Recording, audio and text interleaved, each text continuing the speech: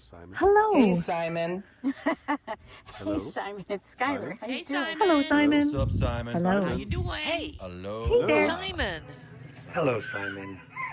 Hello, Simon. Hi. Conversations with storytellers. Wisdom, folk and fairy tales from our elders.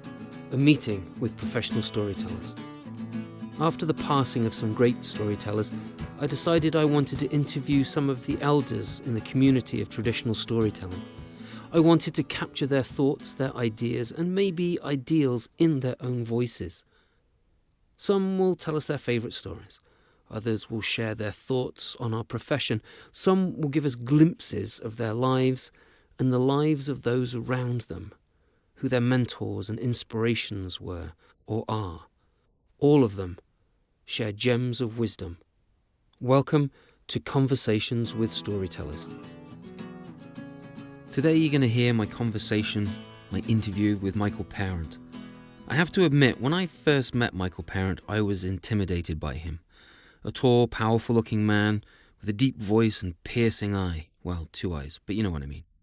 I couldn't figure him out at first. Was he being serious? Was he being funny? I just couldn't tell. Over time, I got to know him a little better and found him to be a very warm man indeed, sharp as a needle and quick-witted. Kids love Michael, the same man that I was once apprehensive about. Michael is a very well-respected storyteller in our community and very funny. He is still sharp as a tack and witty today, even though his challenge with Parkinson's disease sometimes slows his word choice down.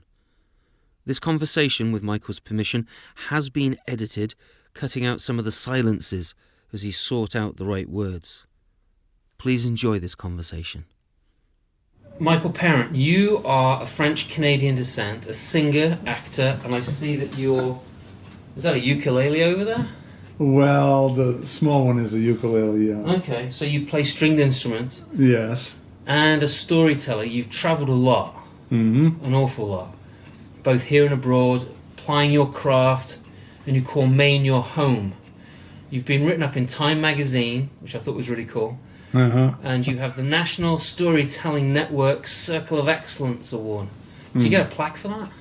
I think Or, so. or is it just a piece of paper that says you're in? I think it is. And you've performed at UC Berkeley and at the Kennedy Center, as well as thousands of other places. You've written a book called The King of Kings and Fools, and you're also featured in a few anthologies. And you're also featured on Rainbow Tales 2, a CD of some great storytellers, which I've got. I bought the second one and then I got the first one. Oh. So it's really cool that you have all these accolades and stuff. How long have you been telling stories? Let's see. Since 1977. That's when you started? Yeah. Okay. Yeah. And what got you into that? I found that my students, I was teaching high school at the time, Okay. and I found that my students would listen much more to a story, to a narrative, Right. than they would listen to exposition. Okay. And I don't know, I started making up stories, and I started making up, some of them were true, Right. and some of them were based on people that I knew, and others were just made up. Okay. So what were you teaching at school? Mostly English. Right. And that was your first job? Mm, Apart from a paperboy route, right? yes, yes, that's it. And where was this? This was in Boston, in at Cathedral High. Okay. Mm-hmm. So where were you born in Maine or up in Canada? Where were you born? Lewiston, Maine. Okay. And at the time, Lewiston was half, pretty much half French, Okay. pretty much. And a lot of the people had moved down from Quebec to the United States to work in the mills. Okay, because it paid better. Yes, it paid at all, Oh, okay. because a lot of them worked on farms and you know how that can be. Right, yeah. I was talking with Papa Joe the other day, and his parents, with the same kind of lifestyle. It was, they would work on their farms until they ran out of money, and then they come down into the States, they get a job in a mill, and then they come back up north, back to their farm and stuff. Was that kind of like how it was with your parents? Well, They just moved? they intended to move back, but a lot of them didn't, because I think because the family was more important than moving. And I think that once the older kids, they had large families, of course, and once the older kids got settled and got sweethearts, Yeah. they didn't want to move back. So in order to keep the family together, they would the whole family would stay, and the father would work in the mill, and the kids would work in the mill if they could. And at the time, there was no OSHA or there was Right. none of that stuff. Much more easier to travel between the two countries. Yes, it was much more easy, and also there was kids could work in the mills, and they would start them off as sweepers or something like that, and they would be clod doffers or whatever, and they would move up as they get older. Right. And I guess education wasn't a big deal. Yeah, I think, yeah. I get that feeling that it's the same in the UK as well. Really? Yeah. Huh. Yeah, my grandfather, he went to a grammar school, but his father owned a mill up in Lancashire, up in I think it was actually in Lancaster. It was a big cotton mill. And my grandfather, after he'd gone to grammar school, said, well, I want to be a manager now. And his father said, no, you'll start at the bottom, sweeping the floor like everyone else. Yes, that's right. And I think for the average worker, education wasn't A big deal. Yeah, yeah. So did your parents, were they working in the mills?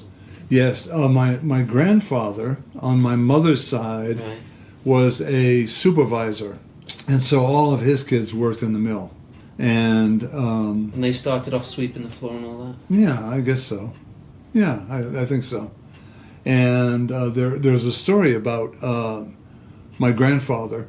He was working in a mill in Suncook, New Hampshire, and a fellow named Collins was his assistant, I guess. And there was a strike. There was a strike of the workers, and in order to they were management, and in order to they would go into the mill, and there was nothing happening Right. because the workers were on strike. So my grandfather said to Collins, he said, do you know how one of these works? And he said, the looms. And he says, let's take it apart and put it back together, Wow. so you know how it works. And Collins later became, in Lewiston, recommended my grandfather, Pop. I guess everybody called him Pop. Okay. For some reason or other. And maybe he had a lot of kids, I don't know. I don't know why. But in any case, Collins recommended him for a job, and that's how he moved his family to Lewiston, because they couldn't break the strike, and the mill folded Oh, wow. in Suncook, New Hampshire. That's, wow. That's it's a good story. Yeah, yeah. So your parents worked in the mills as well? Yeah, my father had asthma, Ooh. and From the mill work? From the cotton? no, I think he had it before that. Okay. And one of the first jobs is it was in a room where there was a lot of particles,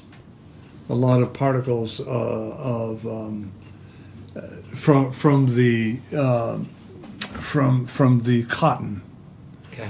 and they had a lot of moisture in that room in order to keep the dust from flying all over the place, and so that was one of the first jobs. I forgot what a carding room. Oh, okay. Carding room, and he started working in the carding room, and I guess his asthma got kicked in, and he couldn't do it anymore. So he drove taxis most of his life. It's not a bad living. No, he did all right. Yeah. Yeah. Yeah. So, who were the storytellers? Were there storytellers in your family? Well, there was no, there wasn't. They resisted being called storytellers Why? because they would just talk. Okay. They would just talk. They spun stuff. They spun stuff. Yeah, right. And it was a higher value to be a good singer. Oh. It was a higher value to be a good singer. I don't know why. And So were the singers in your family? oh yeah, my father and my grandfather on my father's side were known as good singers. But everybody, when there was a family gathering, this was before TV. I don't know if it was before radio, but radio was a big thing at the time. There was a lot of choral singing. So somebody would lead the song, and everybody would join in. No way. Yeah. And you were expected to sing a song, even if you didn't, if you didn't sing well. And they would say, "Oh, that's Simon's song," and you would sing, Right. and even if you sang badly, it didn't matter. That's so great. But they were known as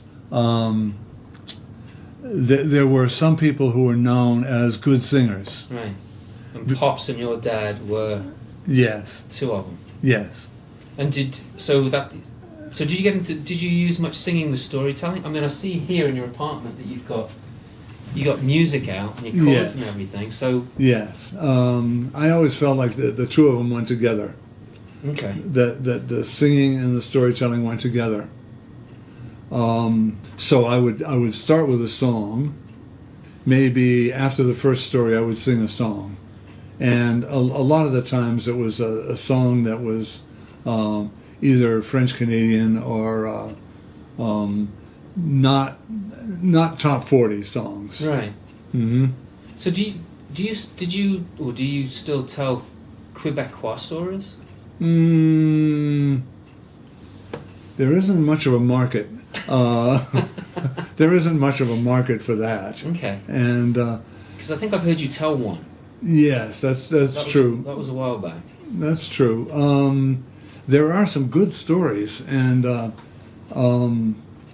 a matter of fact, the last time I told was at Shawnee Nights, Oh, right. and that was when I decided that was it for me, because there were a lot of pauses, stories that I had told a bunch of times. As a matter of fact, somebody gave me this book, and you know when you grab a book, if you find one or two good Yes. stories, well, this book had 4 or 5 good stories in it, Nice. and I tried to learn them. All at once,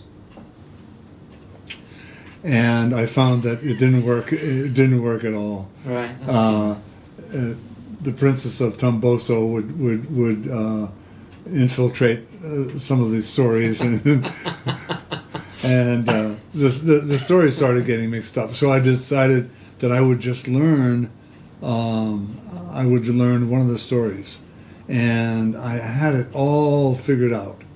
I had it, and Can I see this book? yeah, Thank you. it's a good book. The Golden Phoenix, French-Canadian Fairy Tales by Marius Barbeau. And Marius Barbeau was Love the cover. yeah, he was good. Marius Barbeau was pretty much the French Canadian equivalent of the Grimm brothers. Yes, Okay. yeah, and he worked for the museum in Ottawa, and one of his jobs as the museum coordinator was to go around and get some stories and songs from some of these people. Right. So that became his living. And he had a huge, much huger than that.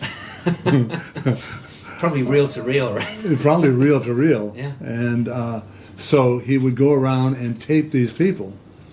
And he went all over Quebec. That's incredible. Yeah. And Good job. Marius Charles Barbeau. And there are libraries in Quebec dedicated to him.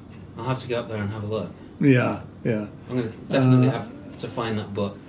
That book came from a lady who knew that I was French Canadian, and she found that they were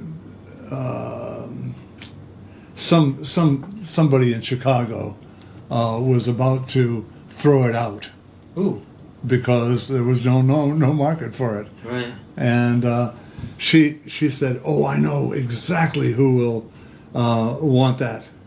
And she grabbed it, and next time she saw me, I used to go to Chicago quite a bit, and I'm going to go probably in July or August. I don't know what. Jim May is supposed to set up something. Oh, nice. Yeah, I like Jim. I've only met him a couple of times, but yeah, he's a good guy. he is a good guy. Yeah, Our conversations were short, but yeah, it still rivers run deep, yeah, and I think he's one of those types of people. yeah, That's the yeah, impression I got, anyway. yeah, That's yeah, really cool. I love Chicago. yeah. It's a wonderful city. It is. It is. Yeah. So you said that you started you making up stories about people that you knew. Mm-hmm. Do you tell much in the way of folk and fairy tales? At the time, no. But you did do Yeah. eventually. When I started becoming a storyteller, quote, storyteller, Right. when I decided that would be my living, I decided to look into Aesop's fables, and I followed my curiosity pretty much. Aesop's fables and French Canadian folk tales, and some of, and when you tell people that you're a storyteller, well, you probably know this. Mm-hmm. People will give you stories automatically. Right. Yes, they do. Yeah, they do. They love to share stories. Yeah. I was at a school the other day, and this kid shared this story with me. So I don't know if you've heard this one, and it was the big toe, but there was this complete other part to it. Oh, is that right? Yeah, I recorded it because I was like, hang on, before you get started, let's record this because it'll be fun, Uh-huh. to hear it later. And he told this story. It's the big toe, but this toe was eating people up. So his parents vanished, and then he was worried, and then the house vanished. Oh boy. And then he was just left, and then like he hears the big toe, and then the next thing you know is that in the vacant lot where the house was, there was a big toe, and this small boy comes along and says, "Oh, I think I'll take that home." So I'm like, "Where do you know this story?" He said, "Yes, well, it originally came from Spain, but then it was transferred to France." And I'm like, "Is he pulling my leg? This is like an 8th grader." Wow. And I went to the teachers afterward, and I said, "This is a variant of a story that I know, I've never ever heard before." And they were like, "Well, he's a kind of student that might be pulling one over on you." But I A, I was thrilled that I heard another variant, and B, I was thrilled because he was trying to pull one over on me, possibly. I thought that was great. I mean, that he just came up with this story based on something that he obviously knew. If it wasn't a traditional story.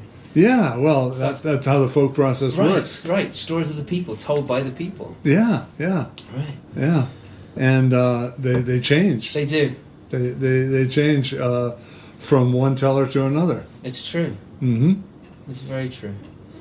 So, you told mostly folk and fairy tales for the longest time. I started making up stories, and what I did was I incorporated juggling. Juggling? Yes. I learned how to juggle. Okay. And I started incorporating that. And I built stories around juggling themes. Can you give me a for instance? Yeah, for instance. Here's a for instance.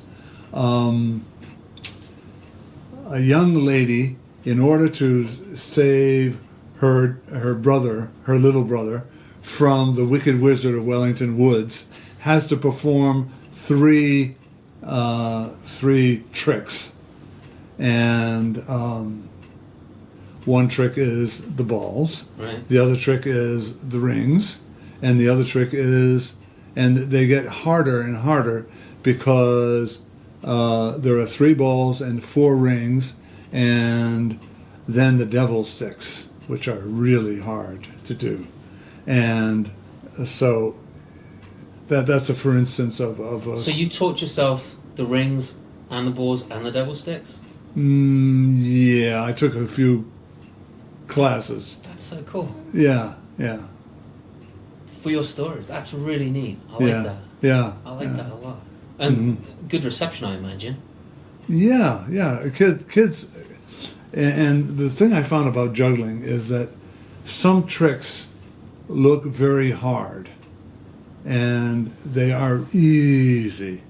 They are very easy, and you don't have to do a lot of juggling in order to impress people. It's true. That's true. It is true. Yeah. If you do it very quickly and do it really well, people think you're a good juggler. Yeah. Even if you know you're about to drop the first ball.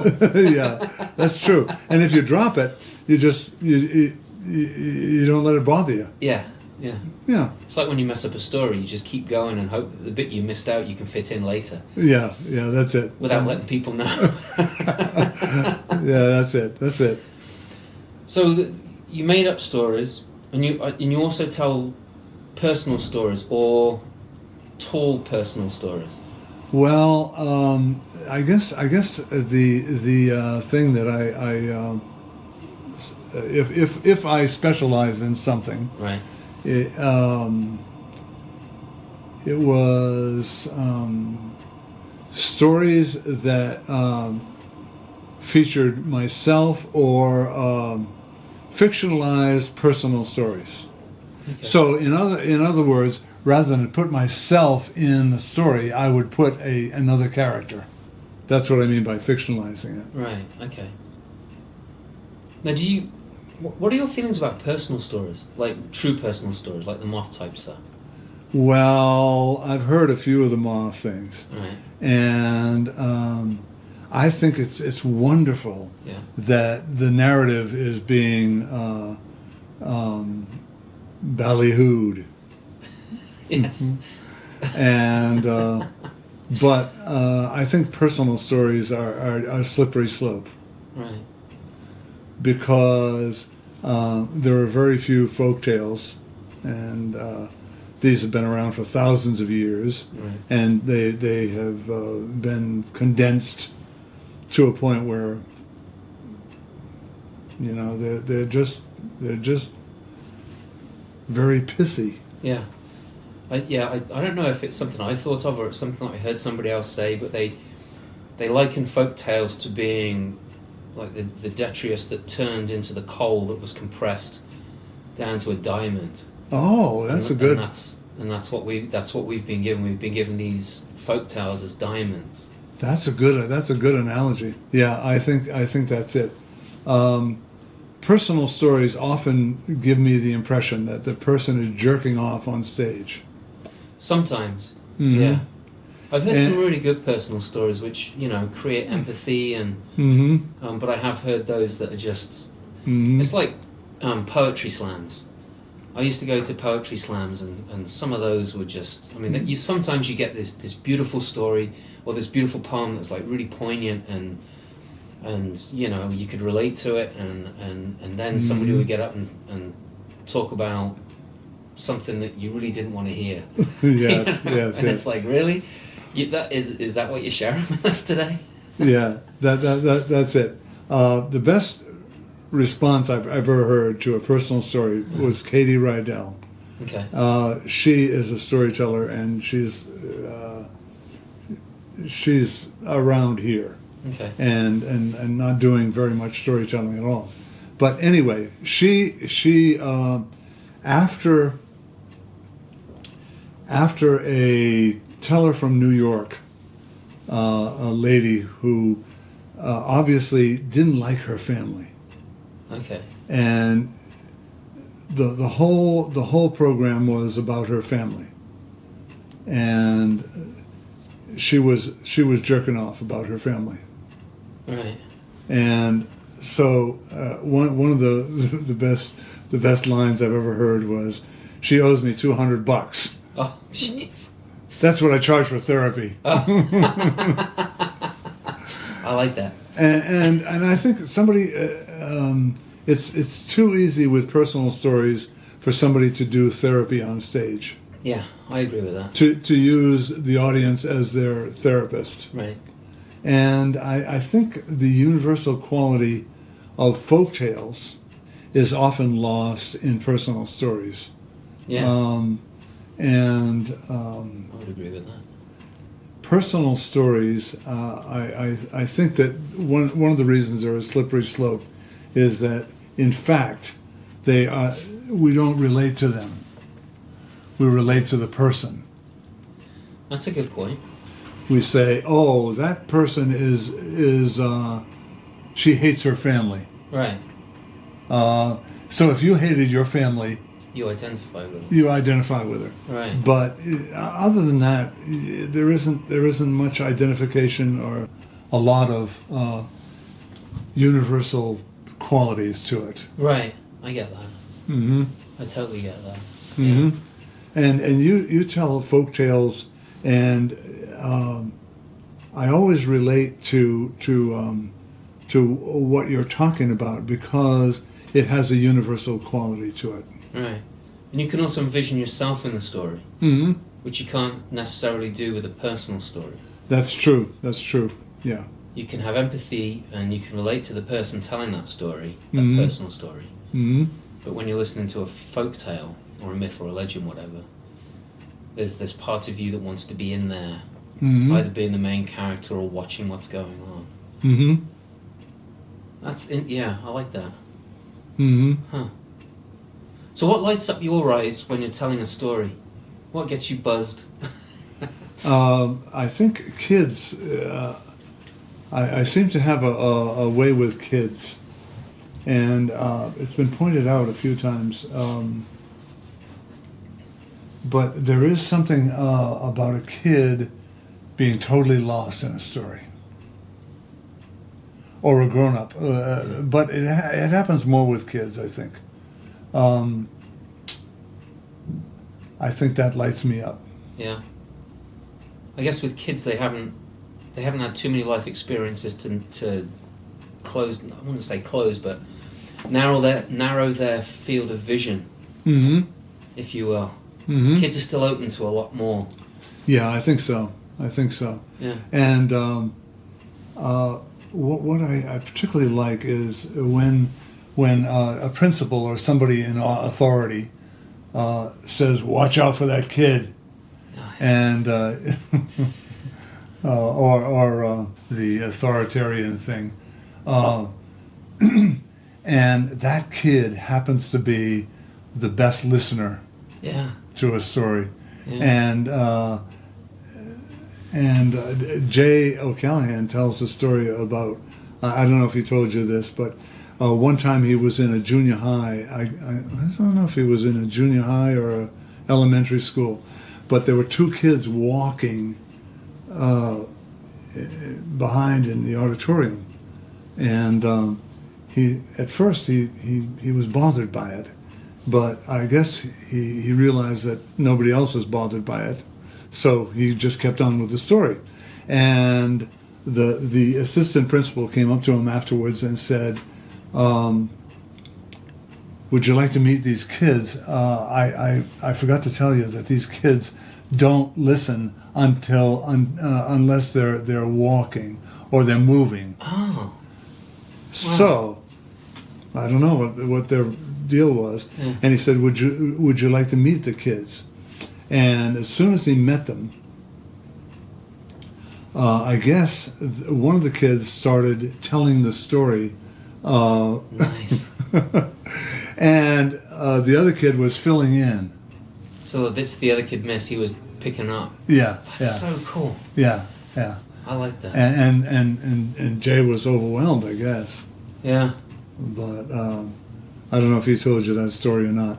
I don't remember him telling me that story, no. No. But Bill Harley has, I think it's Bill Harley that has a similar story. Mm-hmm. There's this kid that wasn't paying attention. He was there for a residential, and this kid at the back just wasn't paying attention. He thought, and he didn't want to point him out and make him feel bad. He just let him do his own thing. But then at the end of the week, when they were asking people if they wanted to tell stories, this kid who didn't appear to be paying any attention whatsoever stood up and said he had a story to share. Oh, wow. And he shared this story about this dragon carrying his father off. And apparently he just lost his father to cancer. Wow. And so he had been processing the whole workshop and the whole process of stories. Wow. And created his own story to deal with his anxiety about his father being carried away. That's amazing. Yeah, I mean, I don't think we see glimpses of it when Jay sees those kids and how they picked it up, and how Bill saw that kid at the back of the light up and get a connection. But we see that too little. But I think it happens often. We just don't know that it's going on, and I think that whole folktale process is so powerful that you get these kids pulling these stories together and finding themselves in these stories together. Yeah. And handling it from one step removed, which is a safe distance. I think. I don't know. Yeah. I don't know. It's kind of like puppetry. Yeah. Right. Puppetry is one step removed. Right. And so kids can take the story and use it for their own purposes. Right. It's not them, it's the puppet that's doing it. Yes, that's right. Yeah. Yeah, there's a lot of power to that. What was your most unexpected joy? What kind of maybe an event happened, or something that happened, or somebody came up to you that just made your heart sing? The whole process of storytelling is so fraught with this kind of energy. Yes. And I think this goes along with the person in the back. Okay. I've used this very many times, and in workshops and stuff, and called Mr. Potato Head. Okay. And Mr. Potato Head is usually a guy, and he's usually older than you. And I've had situations where Mr. Potato Head comes up to me afterwards and says, with the same expression on his face, that was the best program I've ever heard. Good, thank you. And I thought that was very brave of that person. Yeah. to do that. And I guess that was the most joyful. Someone that you didn't think was paying attention. Yeah. Come up and say that was really Yeah. That's Or somebody that was paying attention but seemed to be judging you. right. And that's one of the things we can't stand is having somebody judge us. Right. Because storytelling is so non-judgmental. We hope. We hope. Yeah. Yeah. It's true. I was doing a gig and Meg Gilman was in the audience, and I was telling this story, and she was scowling at me the whole time through. It was like a 60-minute performance. Uh-huh. And I think she was there with either a friend of hers or there was somebody else with her. So Meg Gilman was scowling throughout the whole performance, and I thought I bombed, and at the end, she came up and said, "That was really great." And I was like, "But you were scowling the whole way through." She said, "No, I was just concentrating on what you were..." And I was like, "Oh my gosh," I had this you know that knot in your stomach all the way through. Uh-huh. It was awful. It was awful. Yeah. People listen different ways. They do. And when after I had that conversation with her, when I saw people scowling in the audience, I was like, well, maybe they're just concentrating, or maybe they can't hear well enough, and I'll talk a little louder. And but yeah, that initial knot that I got with Meg was just like, oh lordy, not good. Yeah. That's the thing. You can't take anything personally. No, you can't. Otherwise, you wouldn't get up on the stage and do this. That's crazy. true. That's true. What's the most rewarding work that you've done?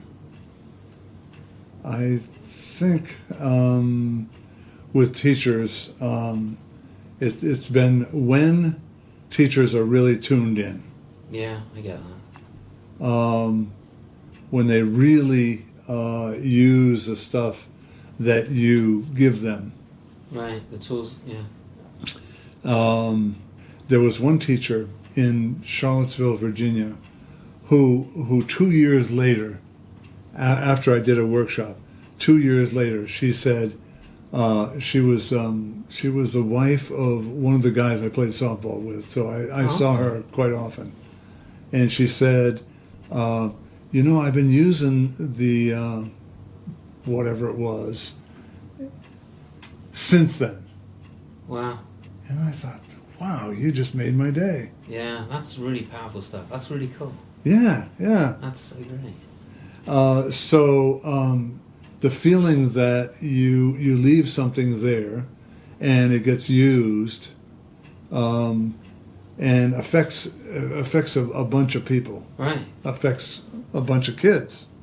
Right. Well, obviously, because it's working. If it didn't work, then she wouldn't use it. Yeah. And that's huge. Yeah. That's really cool. Yeah. What's your process when you go to learn a story? I learn it by osmosis. You rub the pages of the book. Yeah, that's it. How'd you guess? No, I expose myself to it different ways.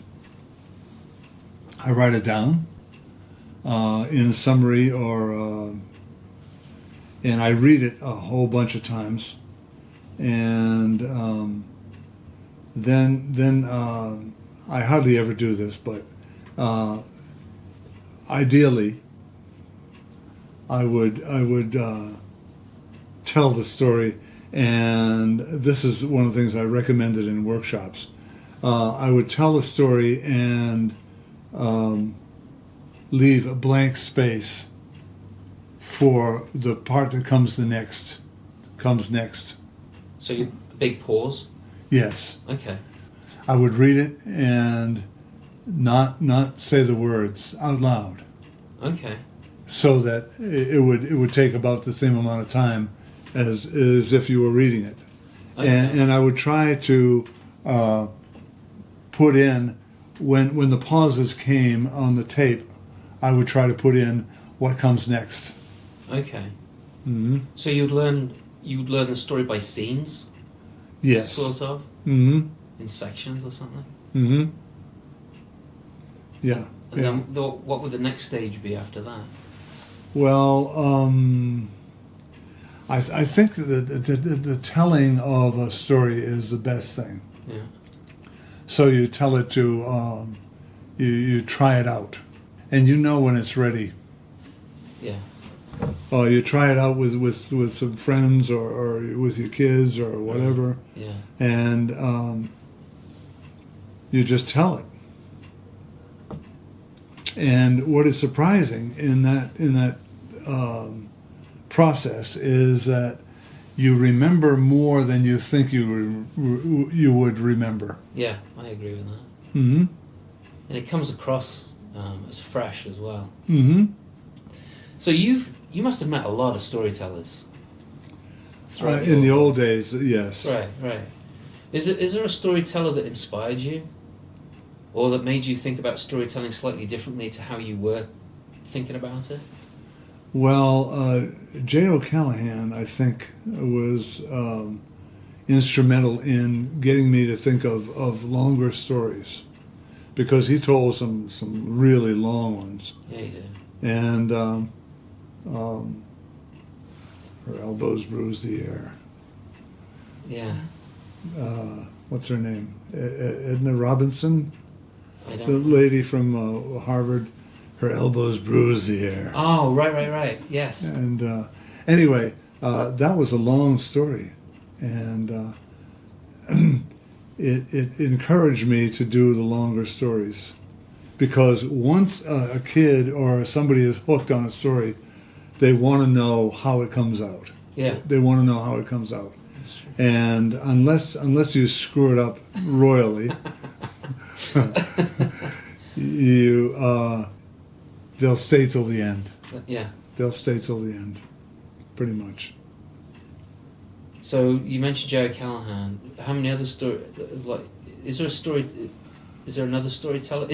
Is there a storyteller, living or dead, that you'd love to sit down with and just swap stories or chit chat with? And I regret that I never went up to in North Carolina, Beach Mountain, was it Beach Mountain?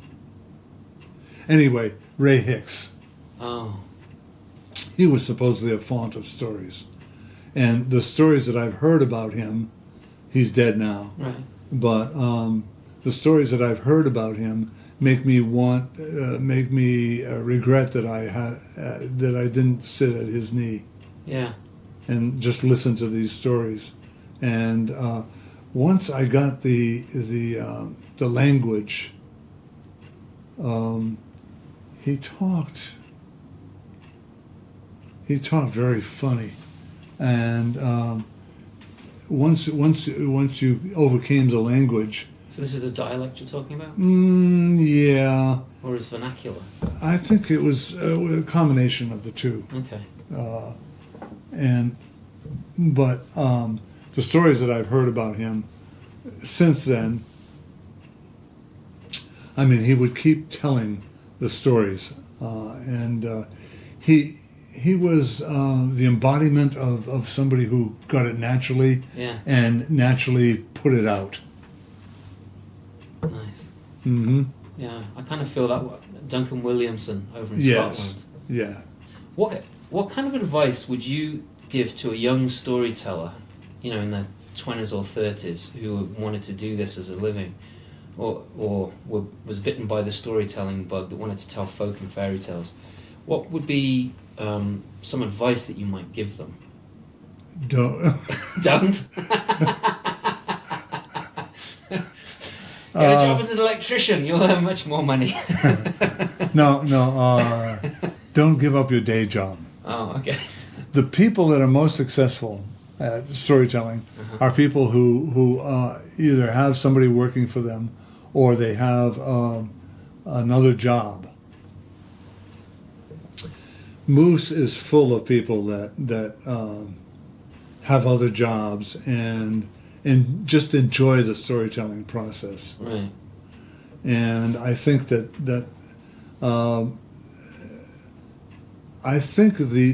need to get work is counterproductive, in the sense that I think the need to get work.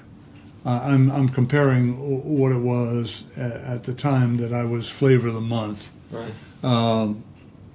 and now. I think the need to get work is counterproductive to the joy of storytelling. Yeah, I get that. Mm-hmm. Yeah. Do you think it's harder to make a living nowadays? Yes. I think it's harder to make a living because the schools have dried up. The schools have dried up and the libraries have dried up, pretty much.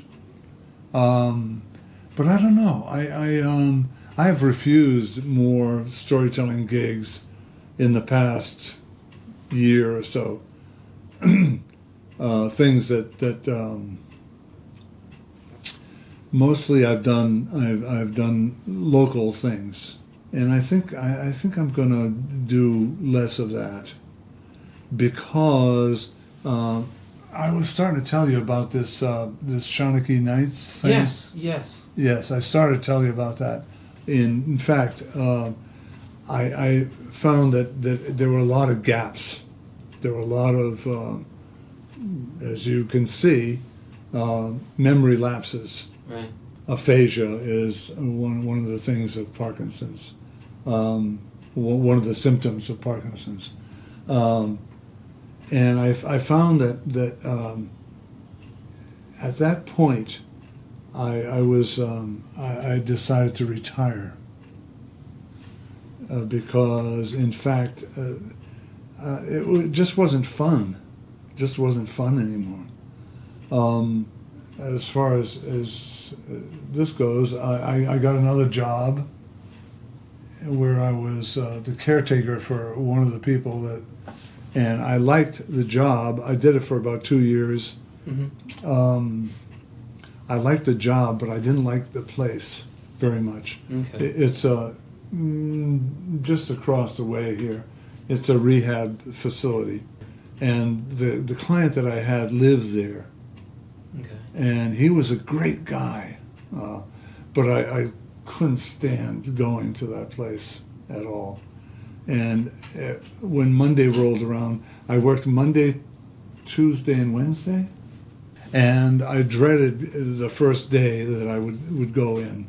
And I thought, I like Steve, who was my client, and what was it about this place that drove me crazy?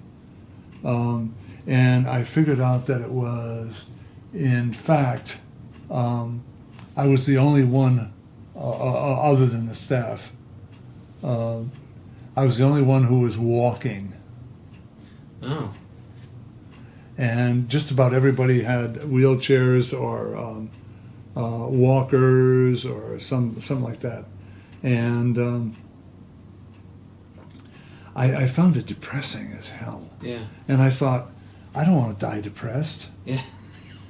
I don't want to live depressed. Yeah, right. And so I quit that job. Anyway, I thought, maybe I can live on Social Security, and maybe after I quit that job, my rent will go down. And sure enough, it did. Oh. And my rent for this place is negligible. And I have more money now than I ever did storytelling. Oh, wow. That's interesting. Yeah, I could never get ahead with storytelling because there'd be ups Right. and downs and ups and downs and ups and downs, and the downs would make up for the ups. That's an interesting way of looking at it, but yeah, you're right. Yeah. And so now one of the things I've been doing is guiltless reading. Guiltless. Yes. I'm just reading crap. This here is. Why not, right? Yeah, and I don't feel guilty about it. Right. And I don't feel that thing when you're self-employed, you should be doing something else. Yeah, I feel that. Yeah. Yeah, 10 o'clock at night, you're on the computer sending out emails. Yeah. Yes. Yeah. You should be doing something else. Yeah. Well, And now I've got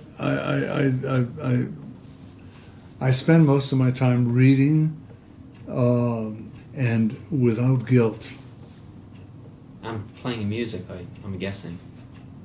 and playing twice a month. I do a uke group, Yeah. and what's fascinating about that is that when you are storytelling, you are the only one.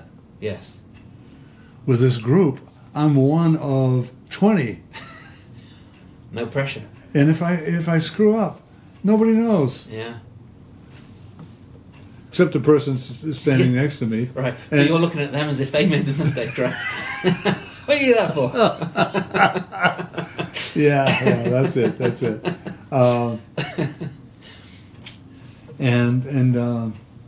So it's nice.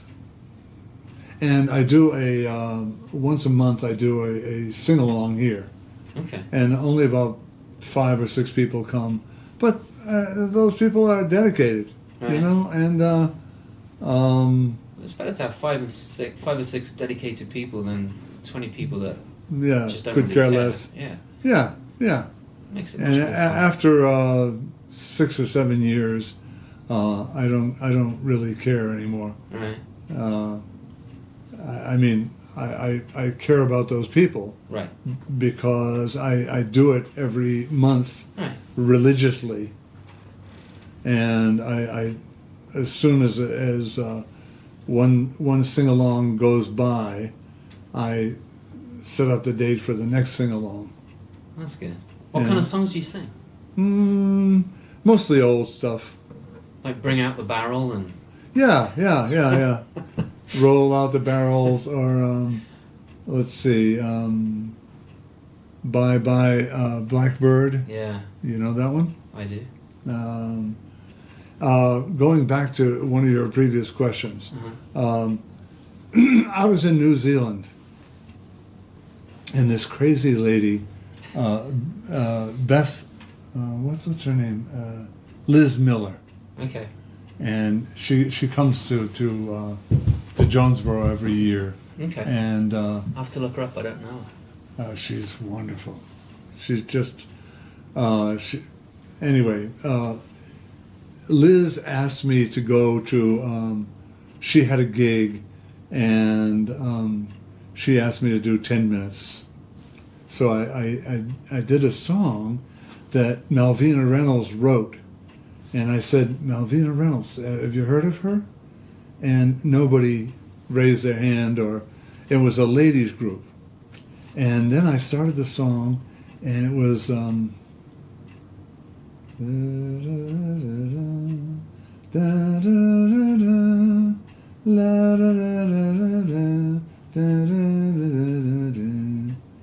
rockin', rollin', riding out along the bay. They knew every word of that song. Wow. It was enlightening. It was just amazing. And what it told me was, nobody cares who the songwriter was. They care about the song, Yeah. and they knew the song. It was just so I added. I wish I could have added some verses to it, because it was just exhilarating Yeah. to have them know the song. Right.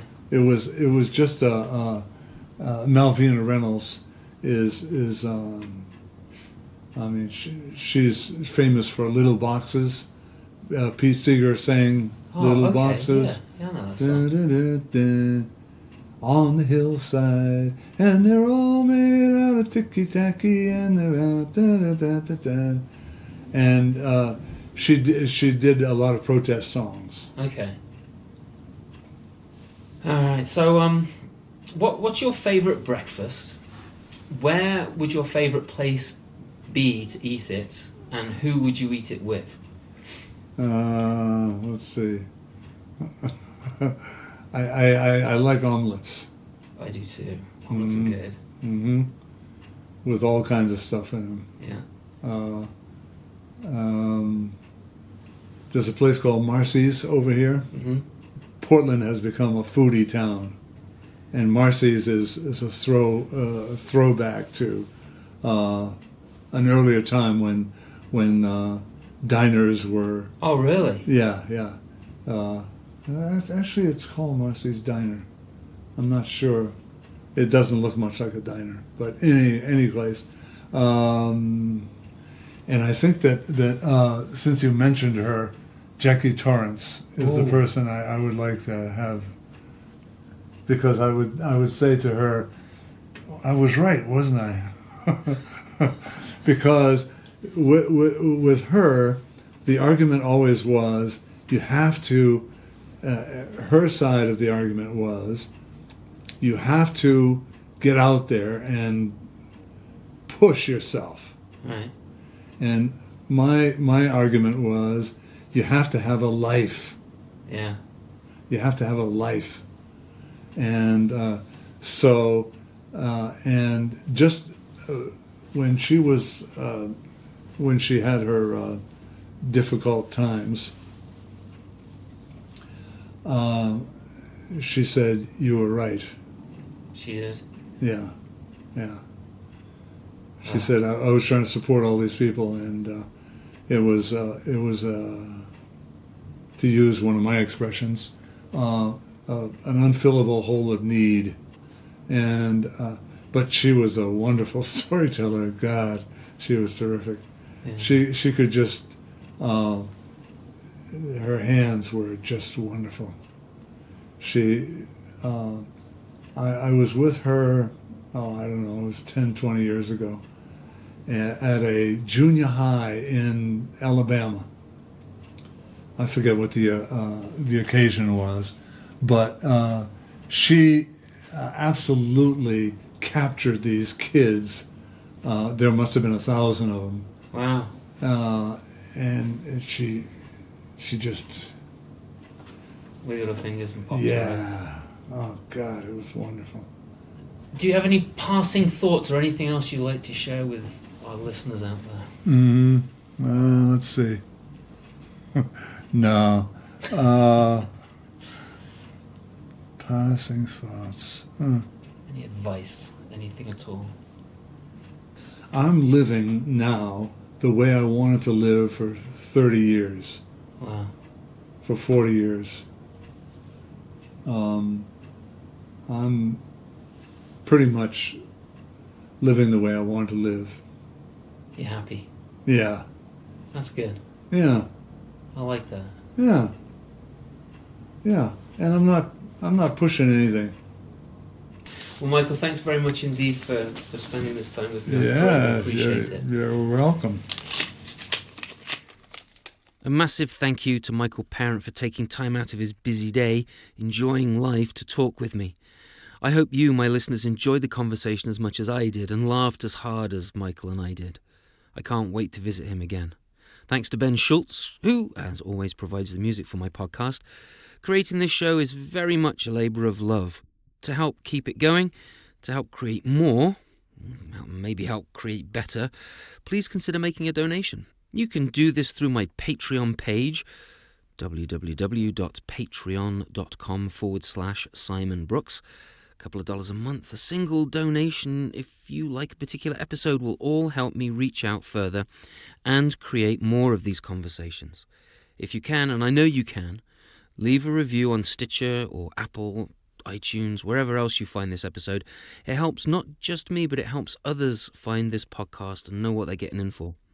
Please jump on the interwebs and find out more about all of my guests. Follow them, and me if you like. All of the people that I interview are amazing storytellers, which is why I sit down with them. Again, thanks for listening and being here. I hope you join me in the next episode, when the guest will be... Until next time, share one of your favourite stories. Thanks. Bye.